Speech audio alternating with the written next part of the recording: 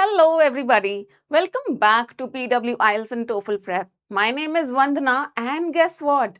IELTS Cambridge 21, the latest Cambridge book is out and we are going to analyze all the 4 essay prompts given in this book.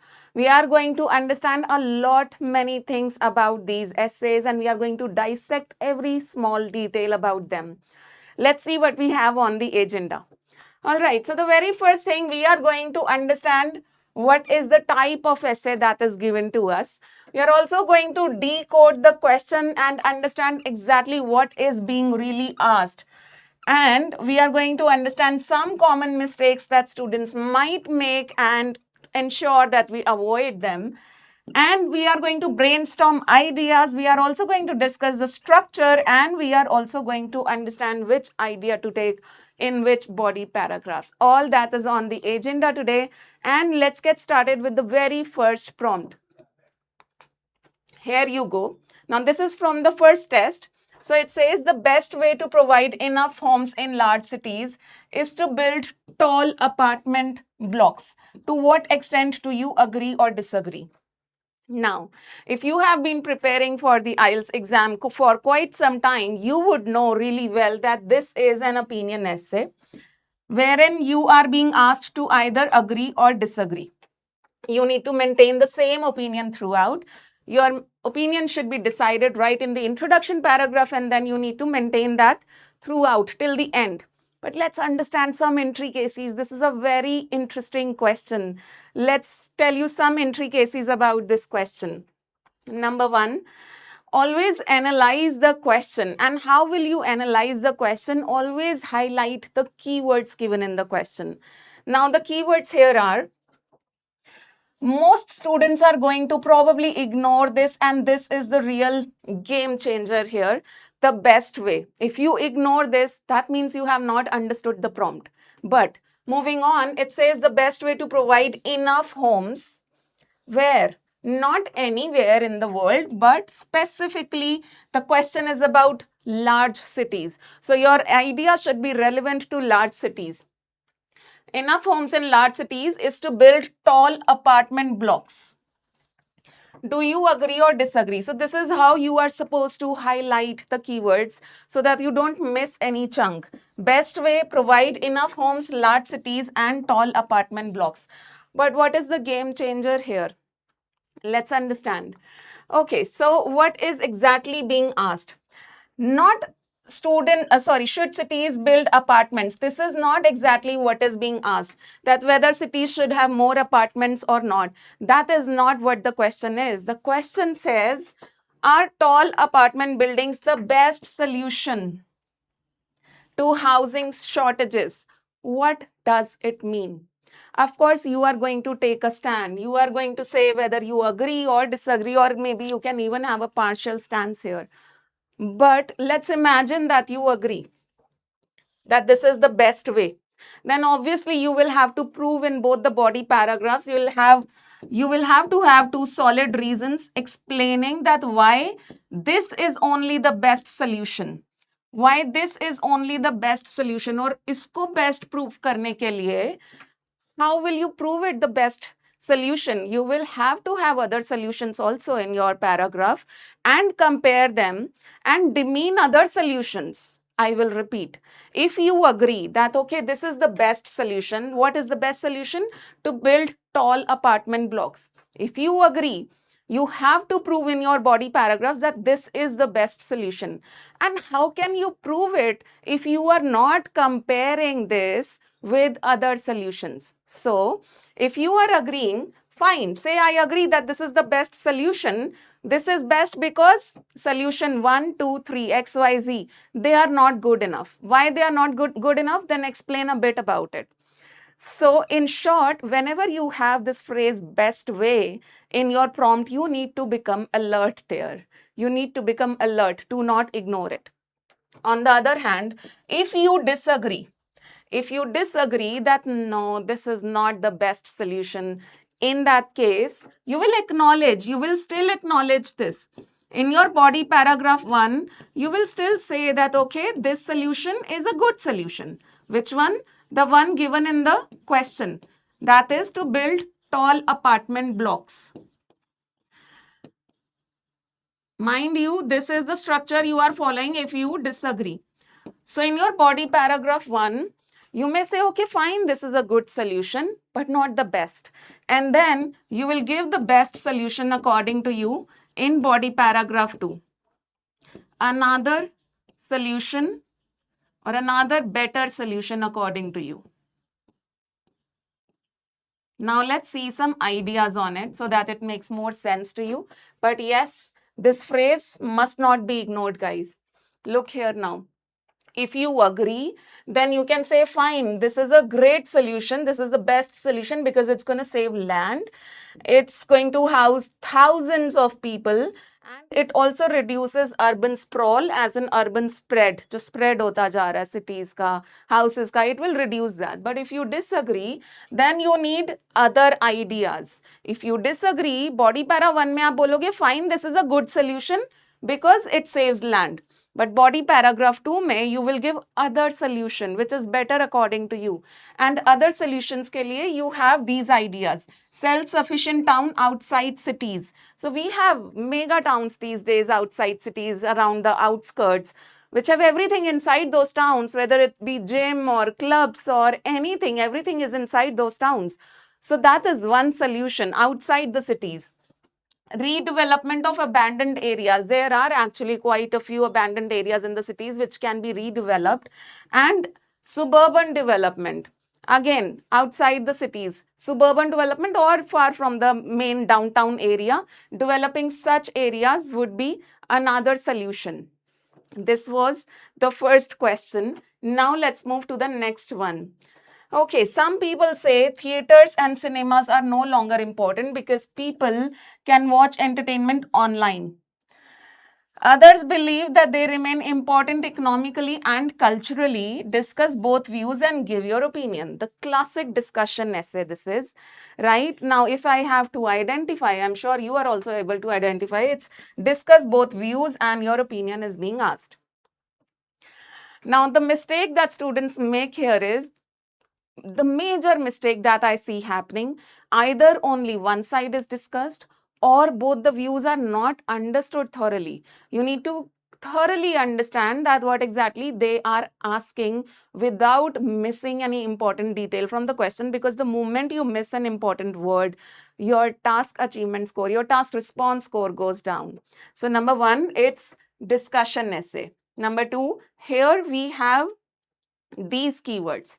Okay, look, let's break it down. So viewpoint number 1 says, some people say that theaters and cinemas are no longer important because people can watch entertainment online. जैसे ही इस sentence को हम पढ़ते हैं, the moment we read this sentence, Netflix and Amazon Prime come to our mind, isn't it? Right. Now come to viewpoint number 2. It says, others believe they remain important economically and culturally. Now, the mistake that students can make here is, which can really screw their task response score, is ignoring these two adverbs, economically and culturally. Ignoring these two. If any student writes about the second viewpoint and says that yes, theaters are still important because they have become an entertainment zone for families. Families can go and spend some time and entertain themselves. That would be a wrong idea, because where are you talking about economic and cultural aspect? So your main ideas depend on these keywords, guys, given in the question. So moving on. So this is exactly being asked. What people think, why people think cinemas are becoming unnecessary. Give reasons for it. And another is why theaters still matter. Now, the mistake, like I told you, the mistake students can do is they can simply generally discuss Netflix in body paragraph 1, that okay, people are able to watch movies online, a lot of content online. That is why theaters and cinemas are no more important. That is something they would do in body para 1, which is okay to a great extent. But if in body paragraph 2, you are talking about cinemas generally, if you are talking about them as just an entertainment factor, then you are in trouble, because body paragraph 2 In body paragraph 2, you need to have two ideas, one from the economic aspect and another from the cultural aspect, that cinemas and theaters are still important today.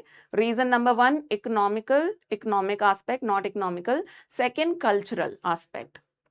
Okay, so view one, why exactly it's not important, why people think it's not important, because online streaming is convenient, it's cheaper, you can watch anytime and anywhere, variety of options, you have a lot of content to choose from, and you can even just these days watch on your mobile phones also, your tablets also, the devices which you carry along with you.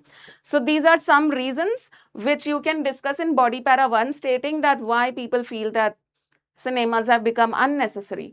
Body paragraph 2, if you are, of course, you are going to discuss that they are still important. Why they are still important? Not because they are entertainment zones, but because economically they create job, they support local economy, shared experience, people come together, enjoy shared experience, preserves culture, live performances, community events. So that is the importance culturally and economically, how they are important. They are important because of these ideas, not because they are entertainment.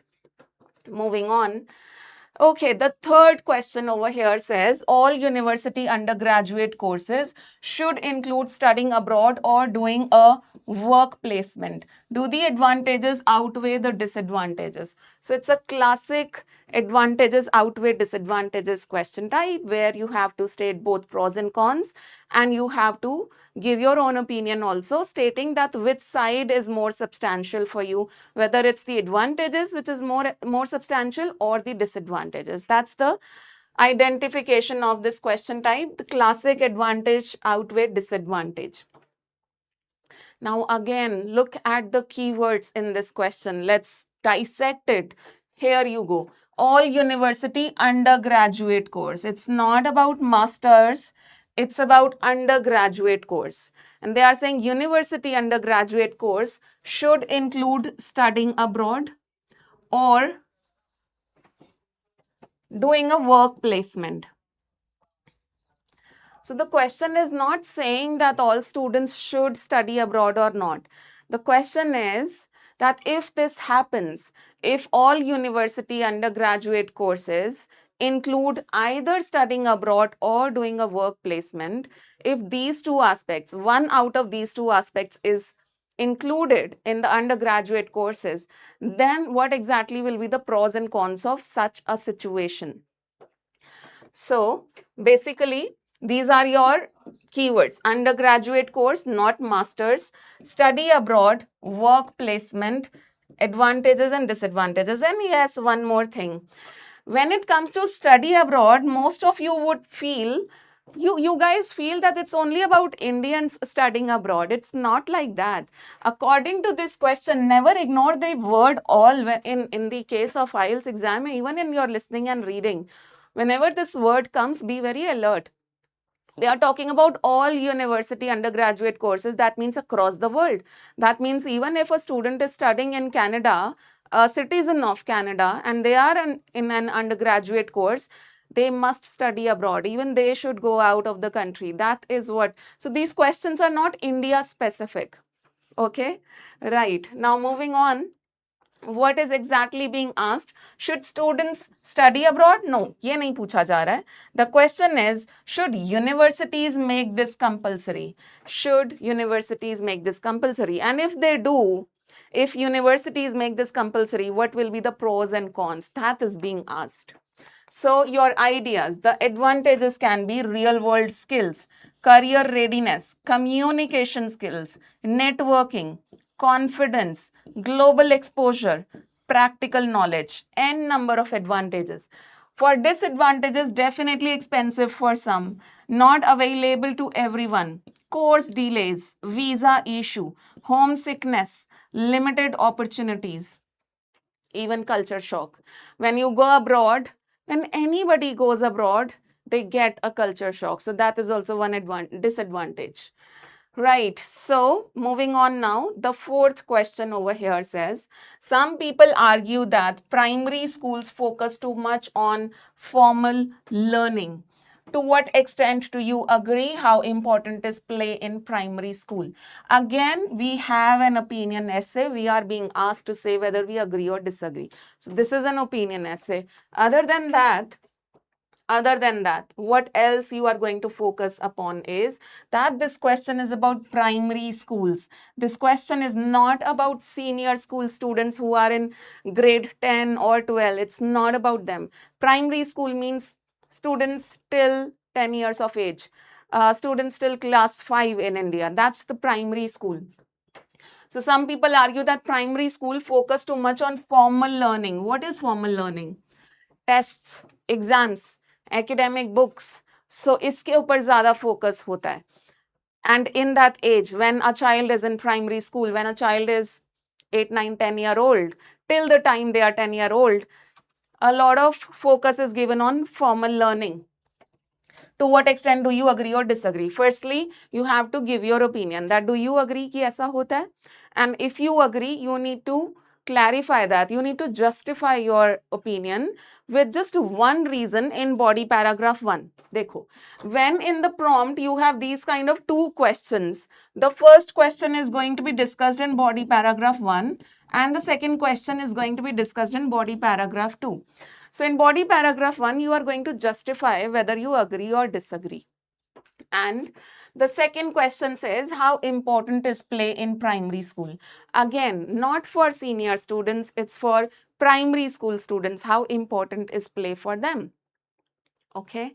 So moving on, these are the keywords which I've already highlighted. Primary school, formal learning, play, importance.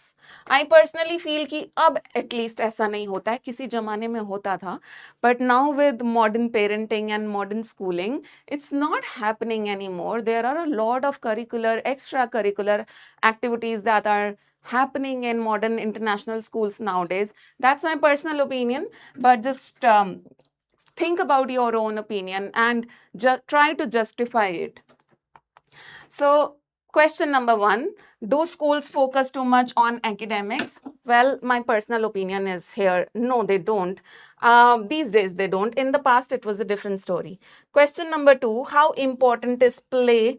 Well, both questions need equal attention. This is another problem that I see in essays sometimes, that one body paragraph is developed very nicely, but the second body paragraph, the content is too limited there. So do justice to both the questions, do justice to both the body paragraphs, guys. Now let's see ideas on this question. And yes, a common mistake that you need to avoid is discussing only one question in detail, like I said, forgetting to properly explain second question. Absolutely. Both questions need equal attention. Now, if you agree that yes, they focus too much on formal learning, you can say there's too much testing, a lot of homework, academic pressure, reduced creativity, because students are most of the time cramming for the test. They don't have time to explore art and craft and stuff like that. And if you disagree, you can say, well, schools already incorporate play and extracurricular activities, and this is how you can support this idea. We see a lot of physical education classes these days. There are art and craft classes, music and dance, sports competitions being held, group projects, storytelling and drama, and educational trips. All these have become a very common factor in today's day and age, in today's international schools at least. Okay, and then comes the second question, how important is play? So, second question, play is definitely important because it improves your social skills, creativity, problem solving, confidence, because you have to deal with your counterparts without your parents. So, it develops confidence, physical development, you remain physically fit, and language development also. When you talk, you develop and you pick up a lot of language and phrases and stuff like that. And that was about all the 4 questions from the latest Cambridge book. If you want me to dissect any of these questions in detail with a complete sample answer, do let me know in the comment section. I'll be more than happy to help. Bye-bye, everyone. Take care. See you.